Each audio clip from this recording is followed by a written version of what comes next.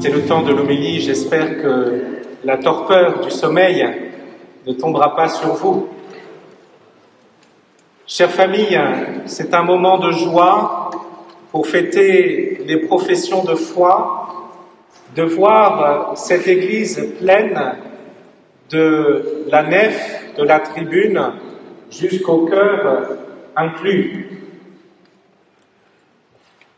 Ceci nous rappelle, comme je disais au début de notre messe, que l'Église est une famille de familles qui porte tous les événements de notre existence, les moments heureux, joyeux, les moments plus délicats du deuil, les moments aussi de sacrement ou d'étape de la foi, comme ce matin pour vos jeunes, la profession de foi. Ce matin, vous allez à votre tour bien fort professer votre foi. Ça va les jeunes? Ça dort déjà? Pas encore? Ça va derrière moi? Donc vous allez professer votre foi et que l'évêque, le Père Dominique, vous entende jusqu'à Rouen. Il faut crier bien fort tout à l'heure.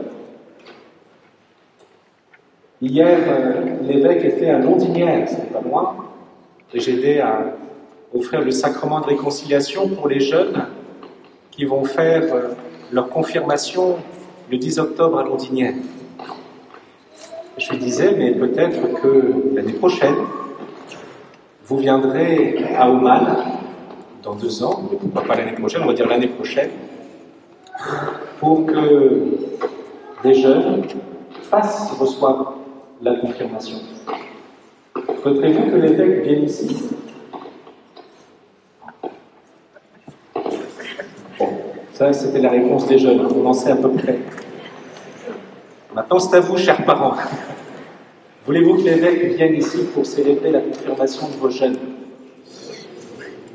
Oui, non, ne se prononce pas, vous faites appel à un ami. Ça pourrait être une belle invitation. C'est toujours une joie de recevoir notre évêque pour célébrer les moments importants de la foi. Et ainsi nous rappeler que Jésus vient toujours nous rejoindre sur notre chemin de vie. Peut-être que parfois nous aimerions que notre vie soit plus extraordinaire, que Dieu se révèle avec majesté et gloire, qu'on n'ait pas d'épreuves, qu'on n'ait pas de difficultés. Mais Seigneur, montre-moi ta puissance. Quand je vois comment les hommes dans le monde agissent, je me dis que, oh, tu ne peux pas exister. Quand je vois le mal que des chrétiens, des chrétiennes font, que des hommes et des femmes d'église font, je peux me dire, mais le Christ n'existe pas, non, je le refuse. Et nous aurions peut-être raison. Mais l'évangile que nous recevons aujourd'hui nous montre que nous devons être attentifs à la présence de Jésus. Et que la seule façon de laisser le mal l'emporter, c'est que des hommes et des femmes de bien ne fassent rien. Et devant le mal que nous rencontrons, que nous subissons, nous pouvons être tentés de capituler, de ne plus rien faire, de nous éloigner de la foi et de l'Église. Mais au contraire, si nous sommes disciples de Jésus, prêtres ensemble, nous devons bâtir cette maison commune où des hommes et des femmes de bien permettent justement au mal d'être anéanti.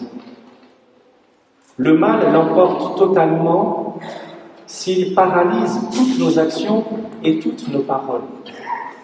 C'est la grâce que je vous souhaite, chers jeunes, que vous puissiez être des hommes et des femmes de bien qui agissent bien au cœur du monde et au cœur de l'Église, comme vous agissez déjà tous bien à la maison.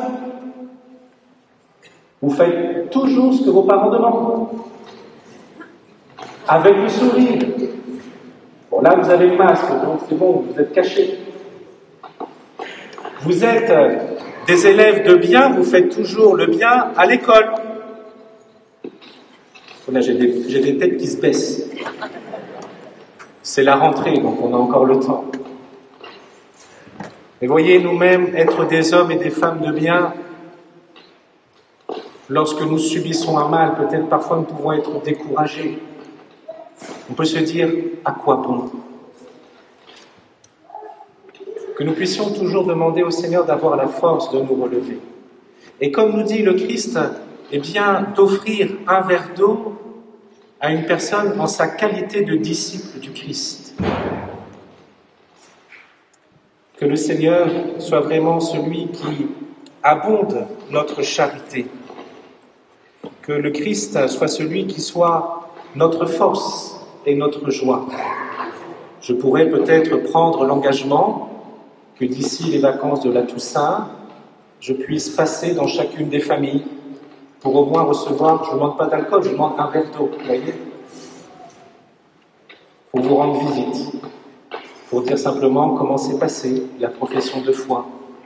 Donc si je vous appelle, j'espère que vous me répondrez, et vous m'ouvrirez la porte, on verra. Simplement en qualité de disciple du Christ, pour nous rappeler que nous traversons aussi ces moments de la foi, pour que vos jeunes qui vont la professer, la proclament à haute voix, que cela les prépare au sacrement de la confirmation, que cela les prépare aussi au temps de l'aumônerie que nous lançons sur la paroisse à partir du 16 octobre, le GEM, la génération en mission. Le 16 octobre, à partir de 15h, des jeunes du collège au lycée, que vous puissiez vous retrouver pour un temps de récréation, mais un temps aussi de recréation, pour continuer à approfondir votre foi. Et puis ne craignez pas aussi de venir servir la messe, car parfois les chaises sont un peu vides et je me sens un peu seul. Et que nous puissions ensemble prier, adorer le Seigneur. Confions toutes nos intentions au Seigneur, qu'il soit notre force et notre joie. Comme je le rappelais aussi au début de notre messe, nous confions Stéphanie au Seigneur. Que le Seigneur aussi vienne guérir peu à peu, cicatriser la blessure du deuil. Par cette phrase que nous avons entendue, dans cette vérité, Seigneur, sanctifie-nous. Seigneur, daigne sanctifier Stéphanie pour l'éternité. Daigne nous sanctifier pour que nous puissions professer notre foi au cœur du monde et au cœur de l'Église. Et rappeler encore une fois que devant le mal que je pourrais rencontrer, je ne me tairai pas, mais je serai un homme et une femme faisant le bien, afin que le mal ne l'emporte jamais, et ceci maintenant et pour les siècles des siècles. Amen.